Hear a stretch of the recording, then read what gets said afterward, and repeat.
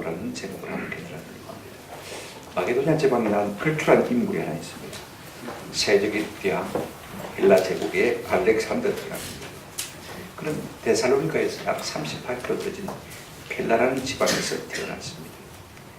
그가 헬라 제국을 다스릴 때요, 헬라 제국만 다스리지 않습니다. 지금의 터키인 소아시아 지방 전체를 다스렸고, 이스라엘은 물론이고, 애국, 그 다음에 바벨론, 그 다음에 저 페르시아 제국까지, 나아가서는 저 인도 서북부 지방까지 다스렸던 아주 놀라운 황제. 그럼에도 불구하고 그는 자기를 자기 인생의 삶의 동력으로 살다가 33살의 나이에 바벨론에서 객사를 하고 말았습니다. 지금도 우리가 대사니까 에벤 광장을 가게 되었지만요, 이 알렉산더 대왕의 동상이 말을 타고 있는 동상입니다. 자기가 정복한 동방을 향해서 외롭게 서 있는 것을 우리가 볼 수가 있습니다. 그러나 사도 바울은 이 알렉산더 대왕의 본거지인 마게도냐 지방을 누비고 다니면서도 한 번도 이 알렉산더 대왕을 자기의 사표로 삼은 적이 없습니다. 왜냐하면 자기 스스로를 자기 삶의 동력으로 삼은 사람들의 삶이 얼마나 험악하게 끝났는지를 너무나 잘 알고 있었기 때문에 그렇습니다.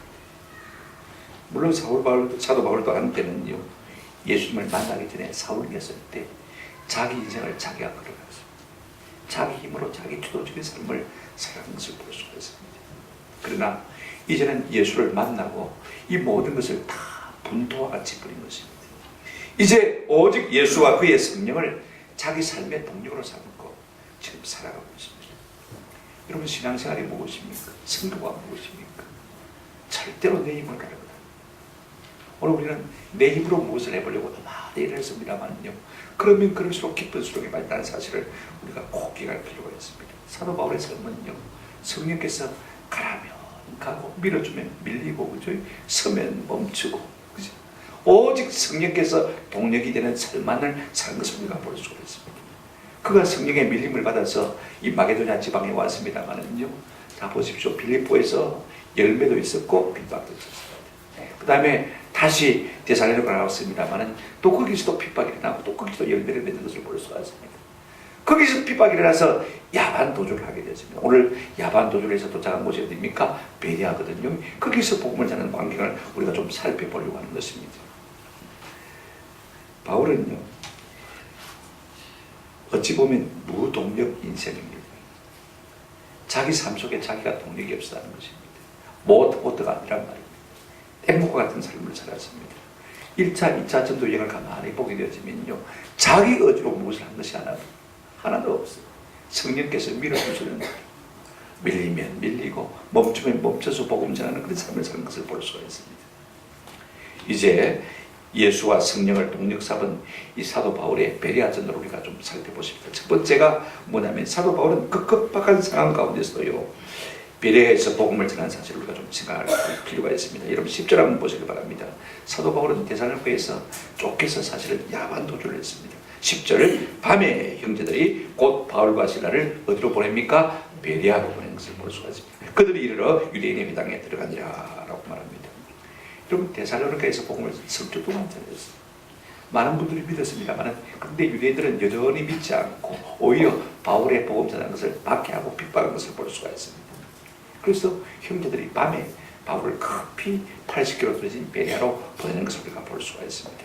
왜냐하면요, 다음날 낮에 어떤 복면을 당할지 아무도 알지 못하기 때문에 그렇습니다.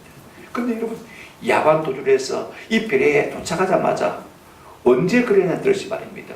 바울이 또 회당을 찾아가서 복음을 전하는 모습을 우리가 보게 되었습니다. 두 가지로 한번 생각해 보십시다. 첫째는요, 바울이 그 급박한 상황에서 밤에 곧 어떻게 했습니까? 데살로니가를 떠난 사실을 한번 생각해 보십시다. 10절 한번 유심히 보시기를 바랍니다.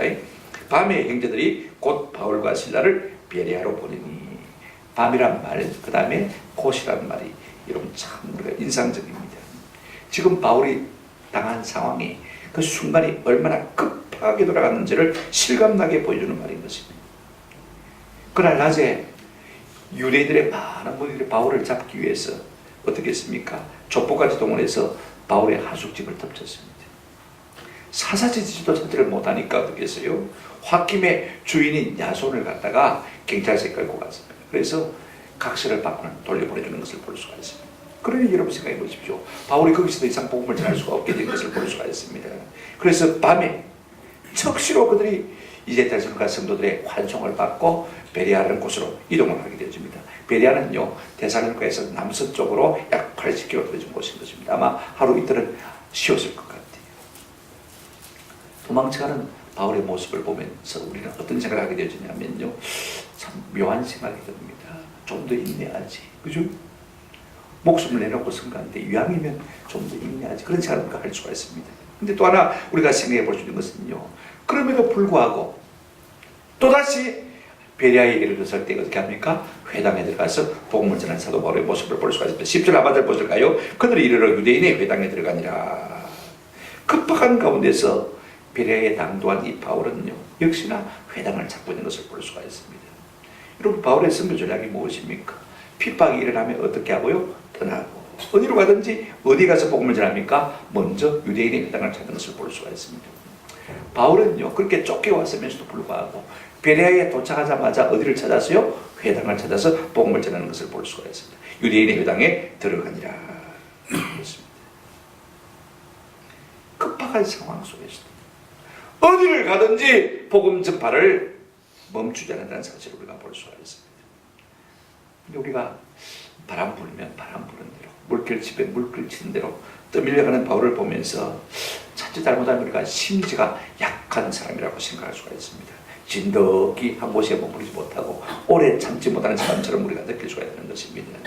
그러면서도 또 다음 도시에 가서는요, 오토기처럼 우뚝 서가지고 거기서 여전히 복음 전하는 사도 바울의 모습도 보게 되는 것입니다. 여러분, 어느 것이 바울의 진짜의 모습인 것입니까? 유약한 모습입니까? 아니면 오토기처럼 서는 모습인 것입니까? 헷갈리지 않습니까? 그러나 사도 바울은 그것이 아닙니다. 왜 그러냐면요, 바울은 자체로서는 동력이 없는 삶을 살아가는 사람입니다. 다시 말하면 내가 없는 삶을 살고 있는 것입니다. 무슨 말이냐면 내 힘과 내 의지와 내 뜻과 내 사상과 내 주관을 가지고 사는 사람이 아니라는 것입니다. 무슨 말이냐면 하나님의 성령이 그를 이끄는 대로 이끌려가는 삶이라는 것입니다. 여러분, 그런 사람을 우리가 예로 든다면요, 노아의 방주를 우리가 이해할 수가 있습니다. 홍수가 나서 이제 노아 방주 안에 8명이 타고 있지 않습니까? 그죠? 근데 그 노아 방주가 무슨 동력이 있습니까? 모터가 있습니까? 노가 있습니까? 엔진이 있습니까? 기관이 있습니까? 아무도 없습니다. 그냥 바람 부는 대로 물결 치는 대로 떠밀려가는 삶인 것입니다.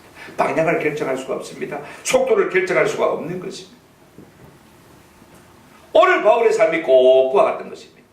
자기 삶 속에 동력이 있는 것이 아니라 하나님이 자신의 동력이 되어주는 것을 볼 수가 있습니다. 신앙생활도 그렇고 선교도 다 그렇습니다. 내가 하려고 하면 힘만 들죠. 성취가 없는 것이 사실입니다. 또 하나 우리가 예를 든다면요, 난지 100일 만에 모세를 담은 우리가 갈대 상자를 생각해 볼 수가 있습니다. 이것도 역시 방주라는 말과 똑같은 오더가 쓰인 것을 볼 수가 있어요.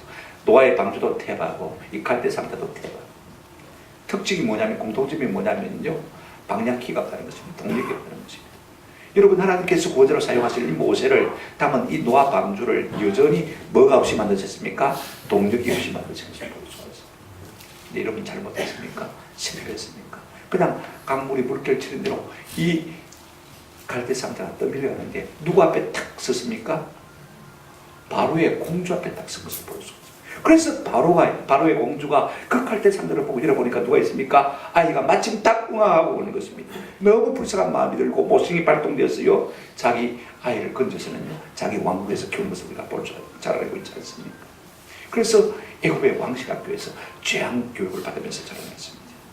그런데 나이 40이 되었을 때 자기 스스로 인생의 동력이 되어 살려고 하다가 하루아침에 말입니다, 미디안 광야의 양치기로 좌초되고 만 것을 우리가 잘 알고 있습니다. 모세가 미디안 광야에서 깨달은 것이 무엇일까요? 내가 내 인생의 삶의 동력이 되는 삶입니다. 하나님이 내 삶의 동력이 되어주셔야만 잘 살 수 있다는 사실을 깨닫게 해주는 것입니다. 그가 스스로는 아무것도 할 수 없는 80 노인이 되었을 때 하나님께서 그를 찾아오셔서 내가 내 동력이 되어줘, 내가 너를 보낸다라고 말씀하셨을 때 비로소 모세는 나아가서 이스라엘 백성을 구원하는 구원의 지도자가 된 것을 우리가 잘 알고 있는 것입니다. 제가 무슨 말씀을 드리려고 하냐면요, 사도 바울의 삶도 또 마찬가지입니다. 바울은요, 자신이 동력이 되는 삶을 산 것이 기록한 권입니다. 하나님이 동력이 되어 주실 때 그는 나아갔고 그는 머물렀고 거기서 복음을 전했고 열매를 가진 것을 우리가 볼 수가 있습니다.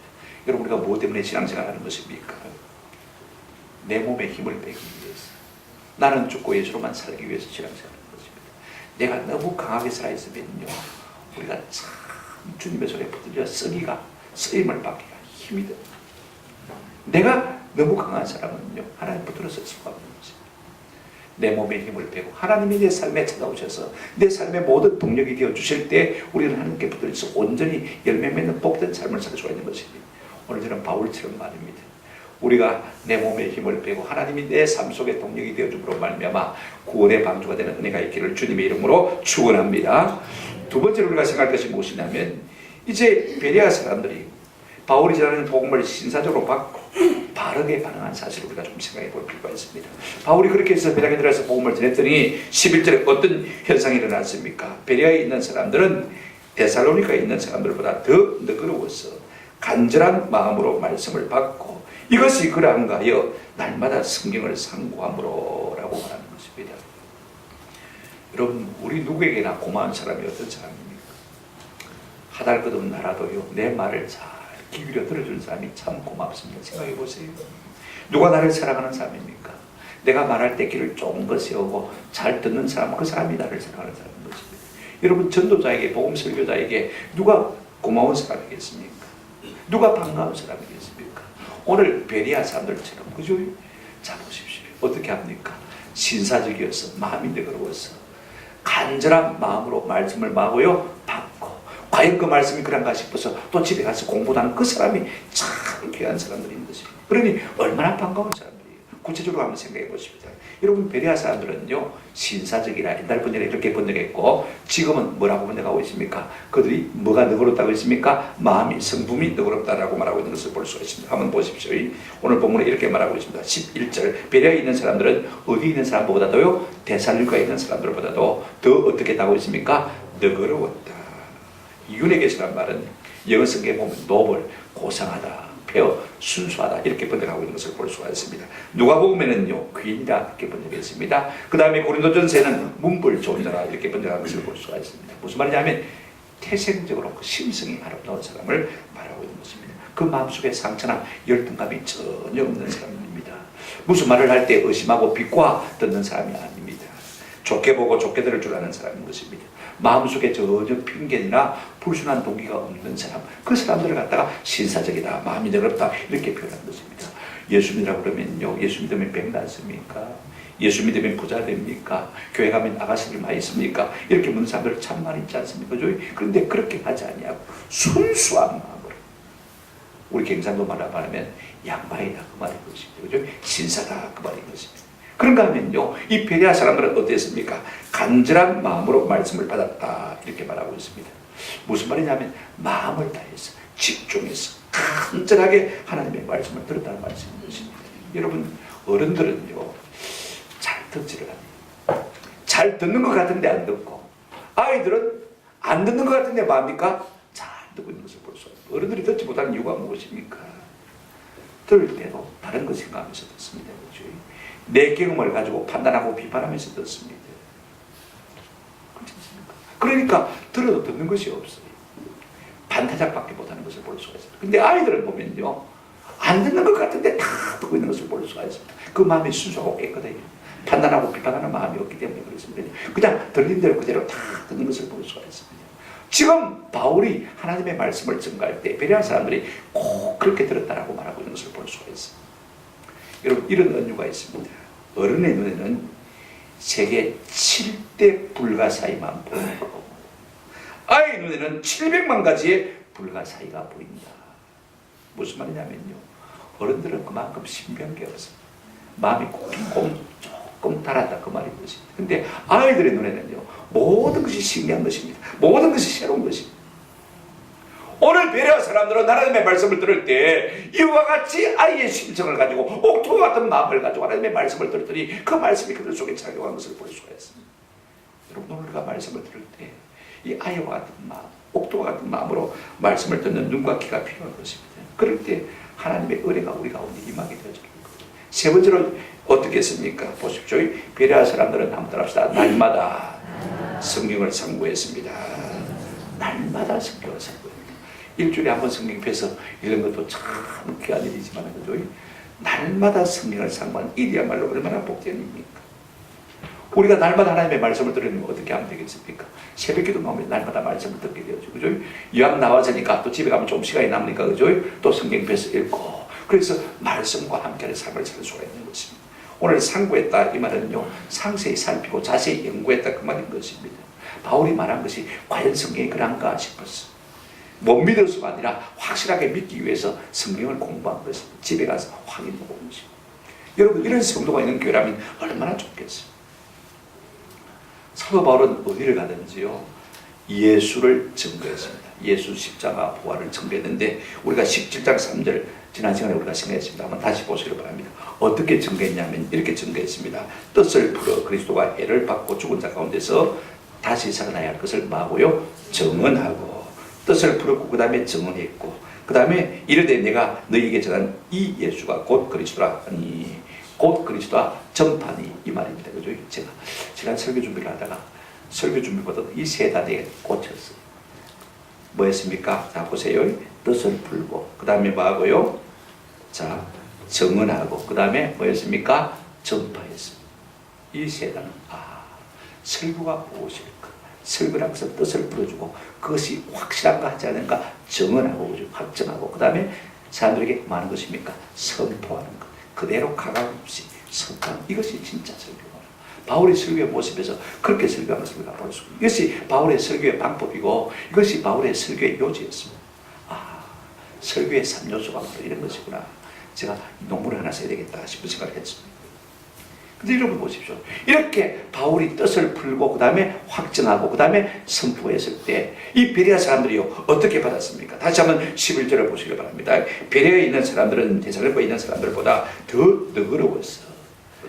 참으로 바울의 이 뜻을 풀고 확정하고 선포하는 일에 바르게 정확하게 반응하고 있는 것을 볼 수가 있습니다. 첫째로 뭐였습니까? 마음이 너그러워서 어떻게 했습니까? 두 번째로 간절한 마음으로 마고요 말씀을 받고 그런가 아닌가 싶어서 어떻게 했습니까? 집에 가서 어떻게 했다고 했습니까?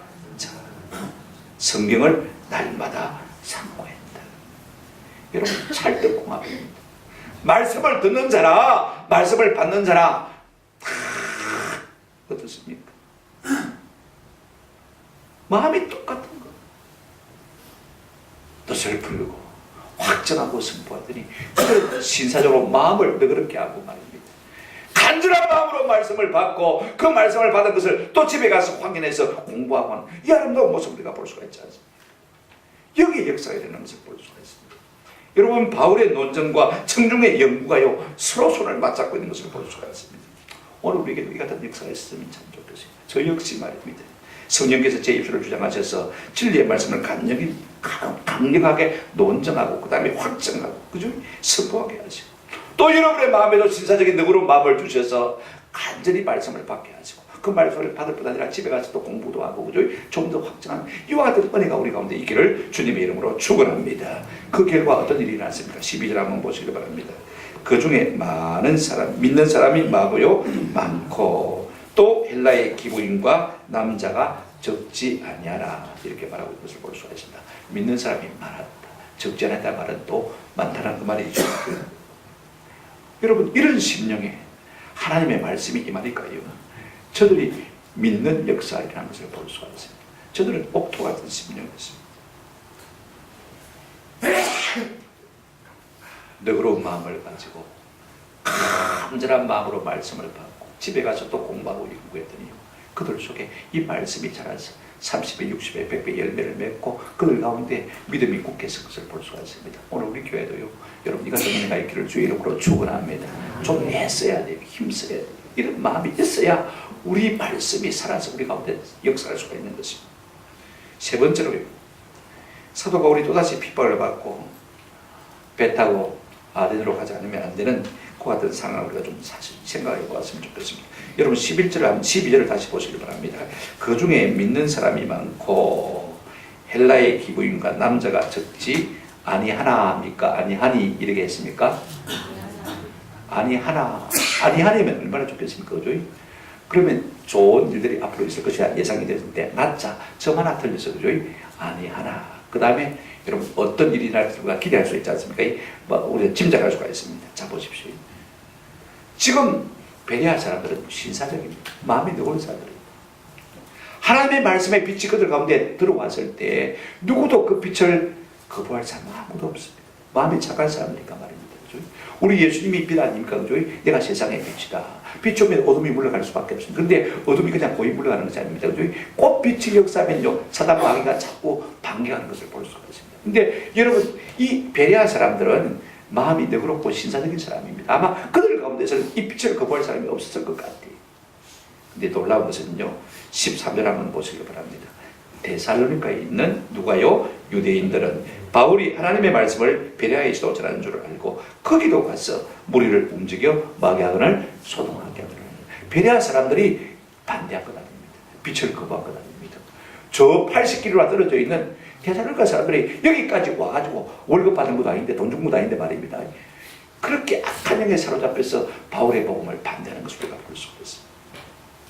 우리 여기서 볼 수 있는 것이 뭐냐면요. 하나님은 종종 이 바람을 선교의 동력으로 사용하신다는 것입니다. 핍박을 선교의 동력으로 사용하신다는 것입니다. 한번 생각해 보십시오. 자, 13절에 보시면 데살로니가에 있는 유대인들은 바울이 하나님의 말씀을 베레아에서도 전한 줄을 알고 거기로 가서 무리를 움직여 소동하게 하거늘 그랬습니다.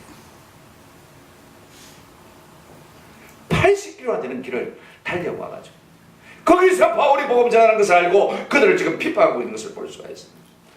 근데 여러분 바람도 너무 거세면요 오히려 역효과가 있습니다. 자 보십시오. 자꾸 불어 헤치니까 어떻게 됩니까? 바울이 어디로 도망갑니까? 아덴으로 도망가는 것입니다. 그런데 여러분 우리 같으면 어떻겠습니까? 이 베레아가 얼마나 좋은 곳입니까? 그죠? 심성이 고와가지고 바울이 전하는 쪽쪽 복음을 받습니다. 그죠? 자 마르도나에 물갔습니다. 바울은 여기서 오래 목회하고 싶은 생각이 들겠습니까? 안 들겠습니까? 이런 교회 같으면 내가 몇 년만 목회하면 2만 명, 3만 명 모이겠다. 얼마든지 사람이니까 그런 생각을 하고 판단할 수가 있습니다. 마치 베드로처럼 여기가 조사오니 여기에 틀 닦고 집을 짓고 내가 살겠습니다. 얼마든지 그렇게 할 수가 있습니다. 그러나 하나님의 생각은 정반대. 네가 여기에 머무는 것이 옳지 않다. 이 유럽에 구원받은 사람이 얼마나 많은데 하나님의 뜻은 뭐야고? 아들이 가서 복음을 전하는 것이 하나님의 뜻인 것입니다. 그래서 핍박이 일어나니까 어쩔 수 없이 14절을 한번 보시기를 바랍니다. 형제들이 곧 바울을 내보내요. 어떻게 했다고요? 곧 바울을 내보낸 것을 볼 수가 있습니다. 그 풍랑으로 말미암아 복음이 아덴까지 전파되게 되는 것입니다. 오늘 우리의 삶에서 여러 가지 핍박이 있을 수가 있고 어려움이 있을 수가 있습니다만 이 모든 핍박과 어려움이 꼭 나쁜 것은 아닙니다. 오히려 이것 때문에 하나님의 뜻이 우리의 삶 가운데 이루어지게 되어지고 이것 때문에 우리의 삶이 더욱더 순결하게 되는 것을 볼 수가 있습니다. 우리의 삶에서 만나는 많은 고난들이요 이것들로 말미암아서 우리가 주님께로 더 가까이 할 수 있는 기회가 되는 것을 볼 수가 있습니다. 두 번째 우리가 한 가지 생각할 수 있는 것이 무엇이냐면요. 바울은 종종 어린 교회를 위해서 참 자기의 동력자들을 남겨둔다는 사실입니다. 14절 한번 보시길 바랍니다. 형제들이 곧 바울을 내보내어 바다까지 가게 하되 실라와 디모데는 아직 거기 마더라 머물더라 그랬습니다. 왜 여러분 베레아에 실라와 디모데를 남겨뒀을까요? 바울은 자신의 아내보다는요 어린 교회를 더 위했던 것을 볼 수가 있습니다. 바울이 어쩔 수 없이 떠나지만은 말입니다. 저들이 남아서 어린 신자들을 막겠습니까? 돌보게 한 것을 볼 수가 있습니다. 여러분 한번 생각해 보십시오. 바울도 실라도 디모데도 이 유럽 땅은 생명 부지의 땅입니다. 그들은 아시아 사람들이고 처음 와본 곳입니다. 그죠? 말은 물론 헬라말을 할 줄 아니까 말은 통합니다만은 전혀 아는 사람이 없습니다. 생소한 땅에서 말입니다. 혼자 덩그러니 여러분 떨어지는 것이 좋겠습니까? 그래도 두세 사람 같이 있는 것이 좋겠습니까? 두세 사람 같이 있는 것이 좋겠죠. 그럼에도 불구하고 뭘 생각했어요? 어린 교회를 생각해서 자기의 아내보다는 어린 교회를 생각해서 실라와 디모데를 거기 머물게 하는 것을 볼 수가 있습니다. 또 하나는요. 우리가 알 수 있는 것이 무엇이냐면 하나님께서는 종종 사람들의 영적 외로움을 아시고요. 동력자를 붙여주시고 사람을 붙여주는 것을 볼 수가 있습니다. 15절 한번 보시기 바랍니다. 바울을 인도하는 사람들이 그를 데리고 아덴까지 이르러 그에게서 실라와 디모데를 자기에게로 속히 오게 하라는 명령을 받고 떠나니라. 여기서 우리가 두 가지를 생각할 수가 있습니다. 첫째, 믿는 행위를 통한 위로입니다. 보십시오. 바울을 인도하는 사람들이 그를 데리고 어디까지 이르렀습니까? 아덴까지 이르렀습니다. 베레아에서 예수를 믿은 사람들입니다. 그죠? 그런데 일부 사람들은요, 항구에서 바이바이 했습니다. 어쩌겠습니까? 빨리 가십시오. 몸이 중요하죠. 성교가 중요하죠. 그래서 이제 눈물로 한송을 해주었습니다. 그런데 여러분, 그래서 항구에서 바이바이 하고 만 것이 아닙니다. 어떤 사람들은요, 이제 데살로니가 베레아에서 아데까지 320km, 육로로 320km인데 배를 타고 이제 갑니다. 배를 타면 가는데 다시 오는데 다시 옵니다. 열흘 길을 몇 사람이 갔는지 모르지만은요, 함께 그들이 바울을 배웅한 것을 볼 수가 있습니다. 바래다 줬단 말이에요. 여러분 생각해 보십시오. 참 적어도 생업을 포기하고 열흘 길을 포기해야 되는 그런 길입니다. 그런데 베레아에서 바울에게서 복음을 들은 사람들이 말입니다. 어떻게 해야 내가 복음의 빚을 갚을 수 있을까? 바울의 길동무가 되어주는 것이다. 그런 생각을 하는 것입니다. 생업을 다 제쳐놓고 바울과 함께 어디까지 갔다고요? 아덴까지 가준 것을 볼 수가 있습니다. 쫓겨가는 마당입니다. 힘든 마당입니다. 외로운 마당입니다. 사람이니까 고독하지 않은 사람이 누가 있겠습니까? 그죠? 그 고독한 길을 홀로 간다고 생각해 볼 때 여러분 얼마나 힘들겠습니까? 이것이 하나님의 위로인 것입니다. 먼저 믿는 성도들을 통해서 바울과 함께하게 하심으로 말미암아 사도 바울을 하나님께서 위로하시고 만드신 것을 볼 수가 있습니다. 또 하나 동력자들을 통한 위로입니다. 여러분 15절 하반절에 보시면요, 이제 그분들이 아덴으로 갔다가 다시 돌아올 때 바울이 그에게 뭐 부탁을 해요. 어떤 부탁을 합니까? 그에게서 실라와 디모데를 자기에게로 어떻게 오게 하라? 속히 오게 하라는 명령을 받고 듣는다. 여러분 사도 바울도 사람입니다. 인간입니다. 아무리 교회를 위한다고 하지만은요, 믿음의 동력자가 없으면 적적합니다. 외롭습니다. 고독합니다. 지금 자기를 아데네까지 보내준, 바래다준 그 사람들에게 한 가지 부탁을 합니다. 어떻게 하라고요? 실라와 디모데가 어떻게 오라고 했습니까? 속히 오게 하라. 여기 속히란 말은 앞에 곧이라는 단어가 많이 나왔습니다만은 조금 다른 부사입니다. 탁부사란 말은요, 한번 합니다. 재상급 부사. 이 말은 무슨 말이냐면 책으로 빨리 할 수 있는 책으로 빨리 오게 하라는 명령을 받았다는 것을 볼 수가 있습니다. 저는요, 이 탁부사란 말에서요, 바울의 너무나 인간적인 모습을 느낄 수가 있습니다. 하나님 이런 고독합니다. 그죠? 그 생명부지에 이 유럽 땅에서, 아테네 땅에서 말입니다. 그 우상이 가득한 그 아테네 땅에서 홀로 사선하는 것은 너무 힘든 일일 것입니다. 그래서 여러분 생각해 보십시오. 지금 바울과 실라와 디모데를 이 베레아 교회를 위해서 남겨두었지만 할 수 있으면 내게로 빨리 오라. 이 말 속에서 바울의 고적을 우리가 읽을 수 있는 것입니다. 외로움을 읽을 수가 있는 것입니다. 여러분 사람은요, 함께하는 사람이 있으면요, 힘을 얻을 수가 있습니다. 지지자가 있으면요, 더 힘을 얻는 것을 볼 수가 있습니다. 자, 사도행전 18장 5절을 아직 읽지 않았습니다만은요, 이런 말씀이 있습니다. 실라와 디모데가 마게도냐로부터 내려오매 바울이 하나님의 말씀에 붙잡혀 유대인들에게는 예수는 그리스도라 밝히 적어다니 라고 말하고 있는 것을 볼 수가 있습니다. 지금 이제 이 실라와 디모데가 바울이 고린도에 있을 때 합류를 하게 되었습니다. 그때 내려왔어요. 물론 한 번 더 왔습니다만은요, 보냈다가 다시 고린도에서 만나게 되는데 놀라운 말이 기록되어 있는 것을 볼 수가 있습니다. 자, 실라와 디모데가 마게도냐로부터 내려오면 바울이 어떻게 했습니까? 하나님의 무엇에 붙들려? 말씀에 붙잡혀. 바울도 사람. 여러분 그와 함께 동력자가 그에게로 다가왔을 때 바울은 마음에 큰 위로와 힘을 얻고 고린도 사람에게 밝게 하나님의 말씀을 전가하는 은혜를 누리게 된 것을 우리가 볼 수가 있습니다. 더 힘을 얻고 강력해진 것을 볼 수가 있습니다. 여러분 사람은 누구나 그렇습니다. 지지자가 자기와 함께 있을 때 힘을 얻는 것입니다. 그렇다면 우리는요, 복음 전자를 지지하는 사람입니까? 아니면 반대하는 사람입니까? 지난 금요일 날 제가 11시 반에 신방을 가려고 병원 신방이니까 매니저가 맞춰가야 된다고 생각하고 가방을 딱 들고 도는데 어떤 분이 문 앞에서 정거리 시골 아저씨 같은 분인데 그만해. 어떻게 오셨습니까? 인도 선교사. 그래서 잠시 제가 시간이 있습니다. 한 10분 정도 시간이 있습니다. 하고 제 마음속에 갈등하는 것입니다. 인도 선교사입니까? 그죠? 이분을 만나서 이야기를 들어줘야 되냐, 아니면 지금 신방을 가야 매니저를 맞추고 신방할 수 있냐, 갈등했습니다. 잠시 차를 마치면서 그런 생각을 했어요. 제가 이 설교를 준비하고 있었기 때문에 내가 할 수 있는 것이 무엇이겠냐, 이분과 잠시 이야기를 들어주고 그분을 지지하는 것이 내가 하나님의 우선적인 일이겠다 싶은 생각이 들어서 그래서 신방을 뒤로 미루고 이분과 함께 이야기를 하고 그 다음에 또 이야기를 하다가 가서 같이 점심을 먹고 다시 또 이야기가 끝나지 않아서 다시 커피를 마시면서 이야기를 하고 그랬습니다. 너무 맥이 없어 보여요. 너무 힘이 없어 보여요. 여러분, 우리가 하나님의 복음 전도자의 지지자가 될 것인가 아니면 비판자가 될 것인가 우리가 잘 생각해요. 사람은요, 사람을 통해서 위로를 받아주는 존재인지 하나님은 이겨나감을 아시고 때로 사람을 통해서 위로해 주시는 것을 볼 수가 있습니다. 그럼 우리 모두가 다른 사람에게 위로자가 되는 은혜가 있기를 주의 이름으로 축원합니다. 여러분, 사도 바울은 사람으로 말미암아 엄청난 핍박을 받기도 했지만요, 또 사람으로 말미암아 적절한 위로도 받은 것을 볼 수가 있습니다. 이런 무엇이 있었기 때문에 사도 바울의 복음 전도의 여정은 끊임없이 이어질 수가 있었던 것입니다. 제 말씀을 맺습니다. 사도 바울은 핍박이 날 때마다 도망쳐다녔습니다.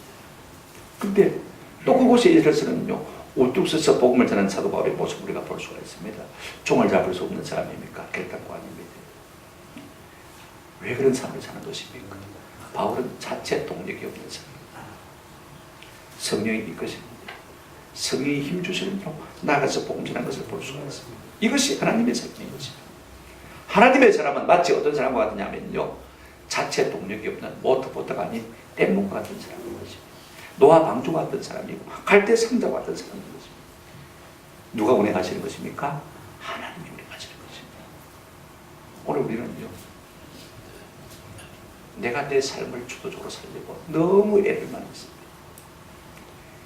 내 삶이 자체 동력이 되어서 내가 나를 인도하고 내가 나를 이끌고 내 생각과 내 주장과 내 목적을 따라서 살아가려고 애쓰는 사람이 우리 인생 아닙니까? 여러분, 이렇게 살아서는요, 하나님이 우리의 동력이 될 수가 없는 것입니다. 하나님이 우리의 주인이 될 수가 없는 것입니다. 제가 이번 주에 가장 많이 들은 이야기가 뭐냐면, 학자한테 그렇게 뒤놓고 또 학자를 뽑으려고 그러냐, 이 소리를 가장 많이 들었습니다. 여러분, 학자는 자기 고집이 있습니다. 자기 주장이 있습니다. 자기 사상이 있습니다. 그러니까 남의 이야기를 들으려고 하지 않습니다. 심지어는 누구의 이야기도 들으려고 하지 않습니까? 하나님의 말씀도 들으려고 하지 않습니다. 자기 소견이, 자기 생각이, 자기 사상이, 자기 편견이 너무 투자하는 사람이. 그러니까 함께 일하기가 참 힘들다고 말인 것입니다. 심지어는 하나님도 그를 부려서 일하기가 힘들다고 말인 것입니다. 오늘 우리가 어떤 사람이 되겠습니까? 우리가 뭐 때문에 신앙생활하는 것입니까? 성경의 인도를 받는 삶이 어떤 삶인 것입니까? 오늘 우리는 호흡이 코에 있어서 수혜치를 가지조차 없는 우리 자신을 너무 크게 보지 않고 우리 자신을 너무 신뢰하지 않고 오히려 우리의 생사 화복을 주장하시고 우리의 삶의 원천이 되시고 우리의 삶의 능력이 되시고 힘이 되시는 하나님을 더 신뢰할 수 있는 은혜가 있기를 주의 이름으로 축원합니다. 그러면 내 인생이 망할 것 같지만 그렇지 않습니다. 그런 사람만이 바울처럼 많은 사람을 주로 인도하는 구원의 방주가 될 수 있습니다. 그런 방주만이 노아 가정을 살리는 구원의 방주가 될 수 있는 것입니다. 아무런 방향키가 없고 아무런 동력이 없는 갈대 상자만이 모세를 살리고 모세를 통해서 구원을 많은 이스라엘 백성들을 구원케 하는 복된 사람으로서 임박해 할 수 있는 것입니다. 여러분, 우리 모두가 너무 내 생각에 푹 빠져 있지 않기를 주의 이름으로 축원합니다. 내 삶의 주인이 내가 아니 되었으면 참 좋겠습니다. 내 힘으로 무엇을 해야 된다 그렇게 생각하지 않을 수 있는 내가 있으면 좋겠습니다. 하나님이 밀어주시고 하나님이 힘이 되시는 대로 그렇게 살아갈 수 있으면 참 좋겠습니다. 다윗은 이것을 이미 알고 경험한 사람입니다. 10편 18편 1절에 보게 되면 다윗이 이런 고백을 하는 것을 볼 수가 있습니다. 한번 따라합시다. 나의 힘이 되신 여호와여, 내가 주를 사랑하나이다. 그는 왕이지만 자기 힘으로 살지 않는, 내가 주를 의지하고 적지를 향해 달려가며 내가 주를 의지하고 담을 뛰어넘나이다. 왕이지만 여러분, 자기 목숨이 두렵지 않은 사람은 누가 있습니까? 전적으로 하나님이 동력이 되어주는 삶을 살기로 했던 것을 볼 수가 있습니다. 오늘 우리의 남은 생에 이제는 더 이상 내가 내 삶의 동력이 되지 않냐고, 하나님이 우리의 삶의 동력이 되심으로 말미암아 참으로 하나님께서 아름답게 근무 잡으시고 사용하시는 구원의 방주가 되는 은혜를 누리시기를 주의 이름으로 축원합니다. 아멘.